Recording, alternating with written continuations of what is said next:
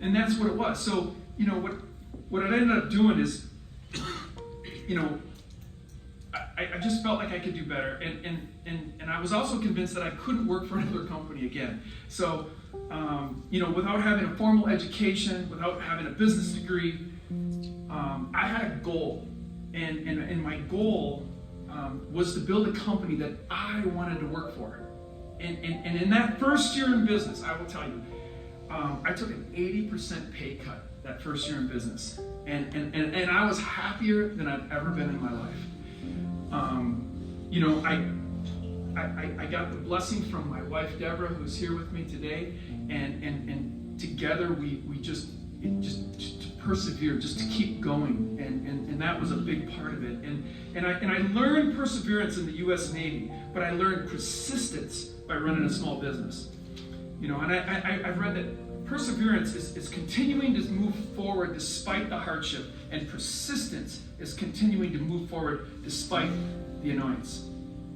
If I was going to be successful in life and business, I needed to know that persistence is the key to keep moving forward, and persistence was the key for success, and never give up, and always keep striving, always keep going forward, and there's this drive inside me, just keep moving, and I set out and I would have a goal. I was very goal oriented, and I would have a goal, and it was like, this is what I want to do, this is the goal, this is plan A right here, this is what we're gonna. There is no plan B, because plan A, there's no way out, and it's like when you are that laser focused on what it is that you're doing, like we were at the beginning, it's like you're almost, it's as if there is no, I've left myself no way out of the situation. It's like, burn the sails, sink the ships in the harbor because we're going to take over the island. There's no way out of here. He said it today with that general. We got them covered. They were surrounded. And that's that mindset that you have to, that you kind of develop as you get, older and you get into business or being in the military. And, so I'm very grateful for that training that I got. And, and persistence is hard-headed, and it comes, and a lot of times it comes off as negative, but it also can come off as positive. And persistence is moving forward with the goal when no one else sees the big picture, and no one else sees the journey ahead of you.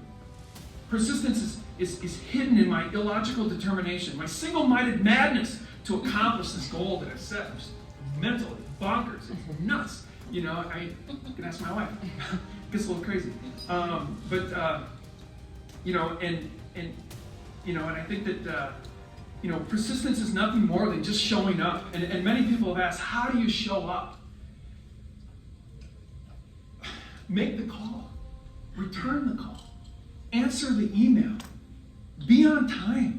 It's just very simple, fundamental things. And I try to complicate it, or we try to complicate it. And it really just comes down to just, I have a tendency to change what's working, so I try to help somebody. Don't change what's working, change what's not working. And I think we can all agree, when we look at our life and we look at the things that are going on, we know what's working and we know what's not working. But it's too easy to mess with what's going on and what's working. So I think that that's the other part of it too, is with myself, is that it's just to, just focus on what's working and enhance it, but don't change it.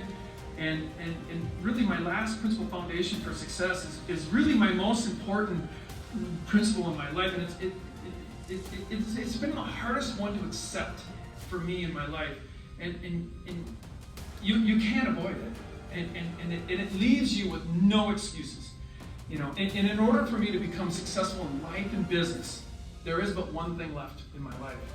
And that is that I had to take 100% responsibility for all that has happened in my life. And to do that, it is very difficult, because you have to forgive people that have wronged you. You have to forgive people that have hurt you. You have to forgive yourself. And the only thing that helps after you've made that forgiveness is love. And love will pull you right through it. But you have to forgive yourself, and you have to forgive the people around you. And once you take responsibility, for me, there was a freeing effect. I was untouchable. I was free, man. It's like, it's my fault, man. I'm wrong. I'm going to make it right.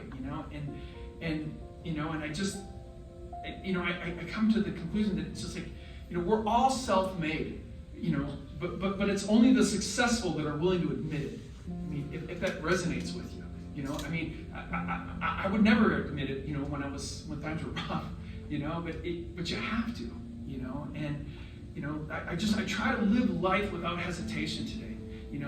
I started a roll-off container service 2 years ago with my wife. I spent nearly our entire life savings on a Kenworth tractor and 35 steel containers. It was scary, man. It was scary. And I love being scared. That's why I love being This is like terrifying, but I love it, It's like, but it's like I had a belief. I had a goal. And I knew it was going to be hard. I was willing to accept that I could fail. And I also was willing to accept that I could succeed. There's some people out there that have a fear of failure. I have a fear of success. Shit, what if this happens? What if this works? What if we start bringing in money? We gotta hire more people. We gotta do, it freaks me out. I get this anxiety attack. It's like, but there's you have to look at it both ways, and you have to accept what it is, and I think that it just, like, I feel alive when I'm really moving forward, and I can see that we're making progress. And in this year, we've signed a purchase agreement on another tractor and another 35 boxes, and we're going to double our sales in 2023. And yeah, it's really exciting. And I'll tell you, it's really exciting. And I'll tell you, I look at it and say, well, I'm going to double my sales. It's like, well, hang on here. It's like playing pickleball. When the score is 1-0 and you score and then it's 2-0, it's like, well, you doubled your score. Okay, well, now the hard work starts. It's like, it's easy when you first start, but it begins to become harder and harder as we move forward. And it's the procedures and the policy and the manner in which we move forward is what's going to make us successful. I mean, like, I say this story a lot, and I use this analogy a lot, but it's like I could take anybody in this room right now, you and I, we meet at McDonald's tomorrow morning, 8 o'clock, we get trained in, we put on our hats, and we handle a lunch rush. How is that possible? I don't know you, I've never worked at McDonald's, I don't know anything about McDonald's, I don't eat there, whatever, we can handle a lunch rush. How is that possible? And it's the procedures, it's the policy, it's the training that they give their people, it's the empowerment that they give their people. It's like, hey, I know how you make hamburgers at home, but this is how we make them here. And then you do it the same way every time. As boring as that sounds, that is how money is made. It's just the same thing every day. And that's what's going to make that company successful. It's the people, but it's the procedure in which we do it. And it's how we treat our people. It's how we treat our customers. It's so important. Taking 100% responsibility for your life is accepting what has happened and taking responsibility for your response to what has happened. It took me a while to learn this. And in this lesson, the fastest way to learn and the best way to change your life is taking 100% responsibility is simply this. Ask yourself a simple statement, and this is what I had to ask myself. You ask yourself, you make the statement. If you don't like your outcomes, change your responses. After this decision was made in my life, I had to give up all my excuses. I had to give up all the stories of being a victim. I had to stop blaming outside circumstances and people and institutions and the Navy and the Irondale High School, whatever, my mom and my dad.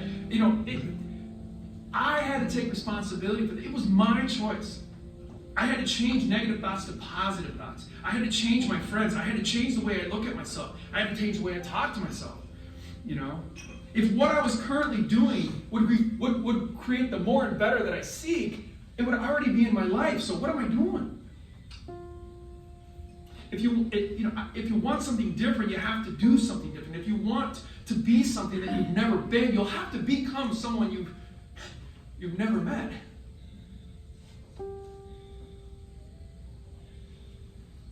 You know, I